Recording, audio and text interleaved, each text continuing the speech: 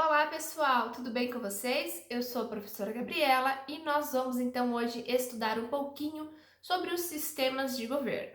Nas aulas passadas, nós havíamos visto as formas de Estado, que são Estado unitário ou Estado federado, e na aula passada, propriamente dito, nós vimos então as formas de governo, que são a monarquia e a república.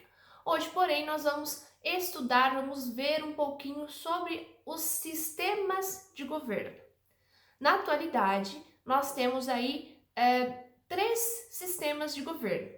O parlamentarismo, que é o mais antigo, em seguida o presidencialismo e, por fim, aí mais contemporâneo, mais atual, o semipresidencialismo. Para a gente compreender o que são, né, os sistemas de governo, nós vamos ter que entender o conceito de chefe de Estado e chefe de governo. O poder executivo ele é dividido aí em duas chefias, tá? A chefia de Estado, a chefia de governo. Em alguns estados, a chefia de Estado ela é exercida por uma pessoa e a chefia de governo é exercida por outra pessoa, como é o caso aí da Inglaterra. Já em outros estados, como é o caso do Brasil, tanto a chefia de Estado como a chefia de governo é exercida por uma única pessoa, que no nosso caso é o presidente da República. Pois bem, o que é, né, quais são as funções então de um chefe de Estado e de um chefe de governo? O chefe de Estado ele está aí relacionado, ele representa o Estado perante o mundo, tá? É aquela pessoa que vai aí manter diálogo com outros chefes de estados, né? E vai receber outros chefes de estado, vai assinar tratados internacionais, participar de eventos internacionais de uma forma mais representativa, de uma forma mais simbólica, ele vai representar o Estado. Já o chefe de governo é aquela pessoa que, de fato, coloca a mão na massa em relação às políticas governamentais, as políticas internas. Então, o chefe de Estado mais voltado aí para políticas externas, já o chefe de governo voltado aí para as políticas internas. Então, é o chefe de governo que vai se preocupar com problemas relacionados à saúde, transporte, previdência social, tá? Todos esses problemas que envolvem a governança interna de um Estado são de responsabilidade do chefe de governo. É a pessoa que coloca as mãos na massa dentro de um Estado. Tá? Então ele está voltado, preocupado aí mais com os interesses da população. Então, entendido aí o que é um chefe de Estado, um chefe de governo, vamos passar então para pelo primeiro sistema de governo, tá? Então, o primeiro sistema de governo é o parlamentarismo. O parlamentarismo, tá? Ele surge aí, não existe, tá, na história um fato determinante, um acontecimento determinante que causou então o aparecimento do parlamentarismo. Ele surge após séculos e séculos, tá, de evolução histórica. Então, em 1200, tá, mais ou menos aí em 1200, começam a surgir movimentos na Inglaterra para tentar enfraquecer o poder do monarca absoluto. E em 1714, salvo engano, né, existe aí um novo rei toma aí o poder na Inglaterra, né? E só que este rei ele era alemão, né? Ele nasceu na Alemanha, mas pela descendência, pela hereditariedade, era ele quem deveria assumir a coroa britânica. Só que ele não falava inglês, então ele indica um primeiro-ministro aí para que este primeiro-ministro governe a Inglaterra no lugar dele, tá? Então é neste momento aí que o sistema parlamentarista ele toma aí os contornos mais que nós conhecemos na atualidade. Então ele surge aí na Inglaterra, né? As suas principais características é que a chefia de Estado e a chefia de governo ela é separada. tá? Então, existe uma pessoa que vai ser o chefe de Estado e uma pessoa que vai ser o chefe de governo. No caso da Inglaterra, o chefe de Estado, a chefe de Estado é a rainha, né? Então, ela tem aí uma função muito mais representativa. Já o chefe de governo é o primeiro-ministro, tá? Escolhido aí entre os membros do parlamento. Então, já no caso da Alemanha, né, que é uma república parlamentar, nós temos um presidente e temos uma chanceler, tá? Então, ministro e chanceler são sinônimos. No caso da Alemanha, o ministro, a ministra, aliás, a chanceler é a Angela Merkel, tá? Então, o chefe de Estado, no caso da Inglaterra, a Rainha Elizabeth e o primeiro-ministro, então, que vai cuidar aí dos assuntos internos, vai ser escolhido aí pelo parlamento, que, salvo engano, na atualidade é o Boris Johnson, o primeiro-ministro da Inglaterra. A escolha do chefe de governo. Como que é feita a escolha do chefe de governo? Então, chefe de Estado, no caso ali da Inglaterra, nós temos a primeira, a rainha, né? Que é escolhida aí, na verdade, é de uma forma hereditária, passa de pai para filho. Já que no caso do primeiro-ministro, ele é escolhido pelos membros do parlamento. Então, a população, ela se reúne e vota e escolhe os membros do parlamento, ou seja, o membro do poder legislativo da Inglaterra, por exemplo. Eles escolhem e, após a escolha do parlamento, o parlamento se reúne e, entre os parlamentares, eles vão escolher um primeiro-ministro. Aqui no caso, nós temos a figura da eleição indireta. O que é uma eleição indireta? Uma eleição indireta é quando o povo não escolhe diretamente o seu representante, tá? Então, de forma indireta, é o povo aí que escolhe o seu chefe de governo por meio dos por meio dos parlamentares. Continuando, quanto à responsabilidade do chefe de governo. Então, a responsabilidade do chefe de governo, ela é muito mais simples em sistemas parlamentares, tá? Não é assim tão difícil para você retirar o chefe de governo, como é o caso do presidencialismo, que nós vamos ver daqui a pouco.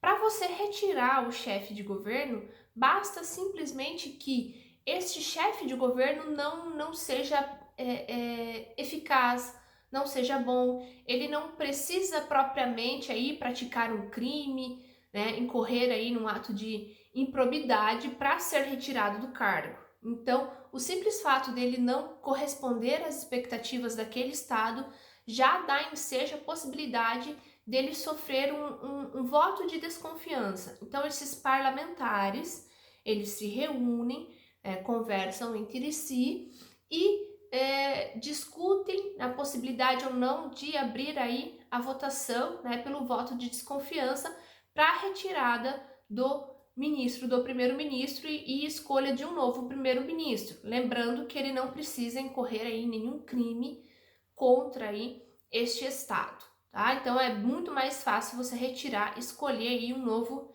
primeiro-ministro.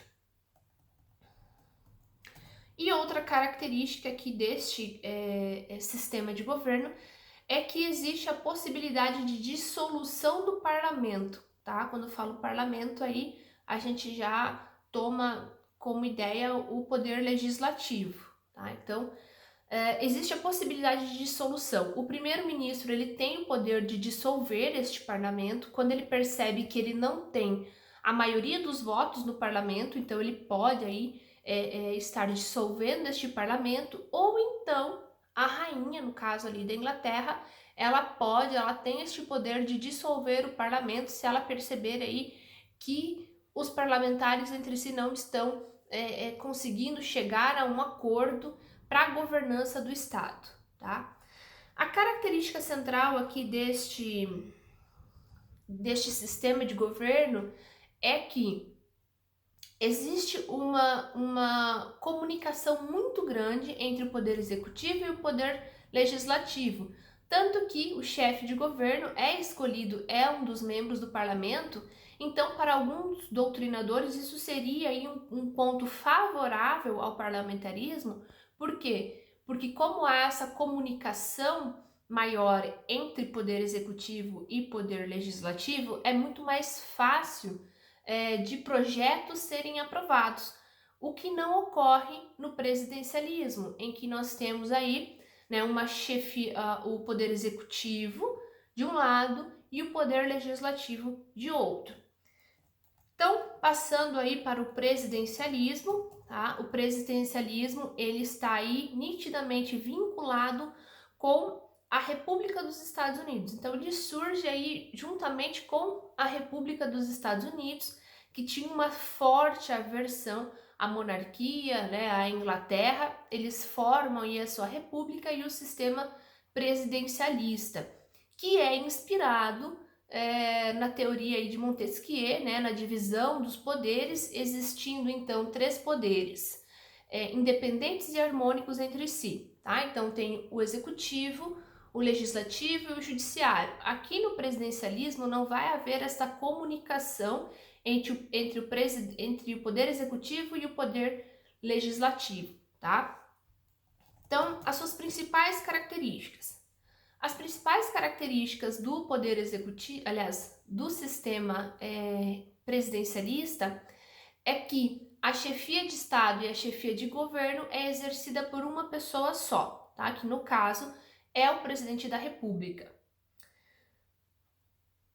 Não há, outra característica, que não há essa estreita relação entre o poder legislativo e o poder executivo, o que às vezes dificulta um pouco mais a elaboração de leis, de propostas, né? Então o presidente ele tem que aí articular, conseguir a maioria, conversar com os parlamentares, o que às vezes acaba sendo algo negativo, porque pode ensejar muita corrupção, né?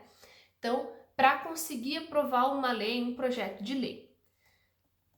E a escolha aqui do chefe de governo, ela é feita pelo voto, né? Como o chefe de governo é o presidente da República, quem escolhe é o voto direto da população. Então, aqui já tem uma diferença bem grande. Quem escolhe o chefe de governo no sistema presidencialista é o povo. Quem escolhe o chefe de governo no sistema parlamentarista é o povo, mas de forma indireta, tá? Porque quem escolhe vão ser os membros do parlamento. O presidente, ele tem poder de veto, né? No caso, o chefe de governo aqui, o chefe de Estado, ele vai ter um poder de veto muito grande. E diferente do parlamentarismo, né, é muito mais difícil você conseguir destituir aí do seu mandato o presidente da República, tá? Tanto que ele vai ter que sofrer um processo de impeachment. O simples fato dele não ser um bom presidente, de não agradar a maioria da população, por exemplo, não dá ensejo a possibilidade de retirar este presidente da República. No caso, vai ter que ser feito aí um impeachment, né, analisando ou não a ocorrência de atos de improbidade administrativa. Caso assim seja, né, ele poderá então ser destituído do seu mandato. Então isso é muito mais difícil você destituir o presidente, aliás, o chefe de governo do seu cargo, do que seria aí num sistema parlamentarista. E por fim, tá? Aqui nós temos, de uma forma mais contemporânea, né, do Estado moderno, surge aí o semipresidencialismo, tá? O semipresidencialismo, ele é uma junção do presidencialismo com o parlamentarismo, tá? Então, o chefe de Estado é o presidente e o chefe de governo vai ser aí o primeiro-ministro, tá? Só que, dependendo do estado, né? Dependendo do estado, não há uma formação única, tá? Há vários estados que adotam o sistema semipresidencialista e em cada estado há nuances diferentes. Então, na Rússia e na França, por exemplo, o presidente ele é eleito pelo voto popular e é o presidente que escolhe o primeiro-ministro. Já na Ucrânia, o presidente ele é escolhido pelo voto popular e o primeiro-ministro ele é escolhido pelo legislativo. Na Polônia, o presidente e o primeiro-ministro são escolhidos aí pelo povo, tá? Então, quanto à responsabilidade do chefe de governo, aqui ele vai ter uma dupla responsabilidade. Então, ele vai estar sujeito nos mesmos moldes do parlamentarismo, ele vai estar sujeito ao voto de desconfiança, e aqui, no caso, ele também vai estar sujeito ao poder aí do presidente, tá? Do chefe de Estado, que também vai poder destituir. Então, aqui nós já vemos uma diferença entre os demais sistemas, tá? Então, o primeiro-ministro, aqui o chefe de governo, no sistema semipresidencialista, ele pode ser tanto destituído pelo parlamento, né, pelo poder legislativo, como pelo presidente. Aqui o que diferencia, a grande diferença entre o parlamentarismo e o semipresidencialismo é que o chefe de Estado, que no caso é o presidente, ele tem aí uma maior, tá? Ele tem um poder maior de decisão, ele acaba exercendo muitas vezes